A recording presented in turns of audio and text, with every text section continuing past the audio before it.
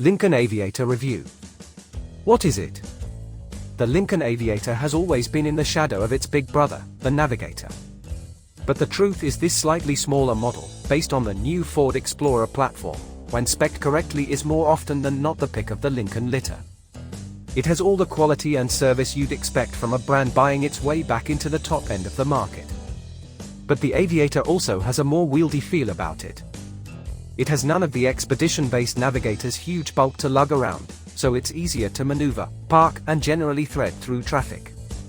But it's still big enough to fit up to 4 people, a couple of kids, and some luggage in a high level of comfort. As per the Navigator, there is, regrettably, no V8 option in the Aviator range. Instead, the base car is fitted with a 3.0-litre twin-turbo V6 with 400 brake horsepower per 415 pounds-foot, which sounds like it should be enough to propel the car at quite a lick, but the numbers suggest otherwise. Its 0 to 60 miles per hour time is distinctly leisurely when compared with the German competition. The higher power variant is the plug-in Grand Touring model, which we tested here. This is fitted with the forced induction V6 plus an electric motor, which together bring the output to a much healthier 494 brake horsepower per 630 pounds-foot, but the downside is that this system also adds a scale-busting 800 pounds to the already hefty car, so any benefit that might have been gained by adding the electric motor is very quickly lost again. That aside, the rest of the technology in the Aviator is more successful. The 30-way adjusting massage front seats are superb, the safety suite simple to operate, and the sound system is on another level to other SUVs. So it's a pleasant place to spend time, but is it something you'd want to own? What's the verdict?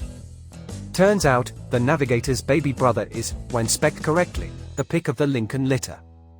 We had high expectations that the new Aviator would be the pick of the Lincoln range of luxury SUVs. On paper it has it all: power, presence, and fuss-free luxury. But in the metal, a few wrong options have dimmed this sparkle to a faint glow. The hybrid drivetrain is just not good enough to justify the extra expense and complication. Yes, the government tax credit almost covers the price difference. But the small extra performance it adds, and the way that it adds it, comes at the expense of refinement and handling. It needed to be the best in the industry to compete, and it's not. So it's best avoided for now. The rest of the Aviator is absolutely on point, though. The cabin is quiet, luxurious, and extremely comfortable in both the first and second rows. So there's a lot to like here.